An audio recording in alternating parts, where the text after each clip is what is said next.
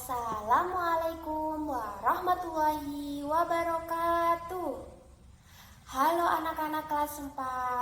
Semangat pagi, pagi, pagi. Alhamdulillah, Allahu Akbar. Bagaimana kabar kalian semua? Alhamdulillah, semuanya pasti baik ya. Sebelum belajar, yuk mari kita baca doa terlebih dahulu. Berdoa dimulai. Bismillahirrahmanirrahim. Rabbi jidni ilman warzuqni fahman.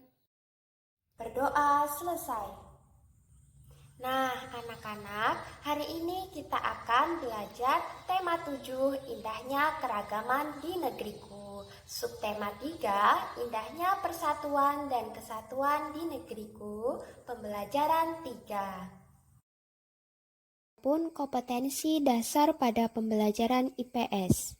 3.2, mengidentifikasi keragaman sosial, ekonomi, budaya, etnis, dan agama di provinsi setempat sebagai identitas bangsa Indonesia serta hubungannya dengan karakteristik ruang.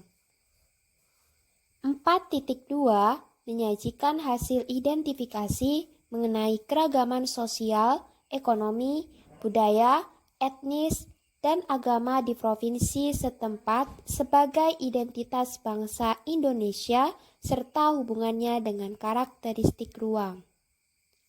Adapun juga tujuan pembelajaran IPS, setelah membaca teks, siswa mampu menyebutkan keragaman ekonomi di Indonesia dengan benar. Setelah membaca teks, siswa mampu menjelaskan arti penting memahami keragaman ekonomi dalam masyarakat Indonesia dengan tepat. Keragaman aktivitas ekonomi di Indonesia terbagi menjadi aktivitas ekonomi di bidang pertanian, aktivitas ekonomi di bidang peternakan, aktivitas ekonomi di bidang perikanan, dan aktivitas ekonomi di bidang kehutanan. Yang pertama, aktivitas ekonomi di bidang pertanian. Wilayah Indonesia mendapatkan banyak sinar matahari dan curah hujan sepanjang tahun. Kondisi ini sangat mendukung aktivitas pertanian. Aktivitas pertanian dibedakan menjadi pertanian lahan basah dan pertanian lahan kering. Pertanian lahan basah membutuhkan banyak air, misalnya sawah, irigasi, dan sawah lebak.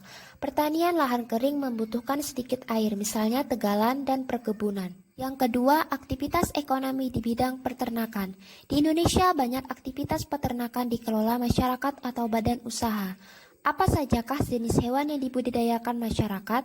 Jenis hewan yang dibudidayakan sebagai berikut. Yang pertama, peternakan unggas, peternakan hewan kecil, dan peternakan hewan besar. Peternakan unggas meliputi ayam, itik, burung, dan angsa. Peternakan hewan kecil meliputi kelinci, kambing, dan domba. Peternakan hewan besar meliputi sapi, kerbau, dan kuda. Kerajinan dari hasil peternakan misalnya tas, sepatu, sandal, dan jaket. Yang ketiga, aktivitas ekonomi di bidang perikanan. Sekitar 2/3 luas wilayah Indonesia berupa perairan. Fakta inilah yang menjadikan Indonesia dikenal dengan sebutan negara maritim. Luasnya wilayah perairan menyimpan potensi kekayaan alam melimpah. Potensi ini dimanfaatkan masyarakat untuk mengembangkan aktivitas perikanan. Aktivitas perikanan dikelompokkan menjadi perikanan tangkap dan perikanan budidaya. Aktivitas perikanan seperti menangkap ikan di laut. Aktivitas perikanan budidaya seperti di kolam dan di sungai. Yang keempat, aktivitas ekonomi di bidang kehutanan. Kawasan hutan Indonesia mengandung keragaman sumber daya hayati, belum lagi potensi hasil hutan yang terdiri atas hasil hutan kayu dan hasil hutan non-kayu, seperti kina, karet, damar, dan sagu. Potensi ini menjadikan Indonesia sebagai negara pengekspor kayu. Aktivitas kehutanan juga perlu memperhatikan kelestarian hutan. Mengapa? Lestarinya hutan berdampak terhadap kehidupan manusia dan makhluk hidup yang tinggal di hutan. Kelestarian hutan dapat dijaga dengan cara antara lain melakukan tebang pilih dan melakukan penghijauan reboisasi.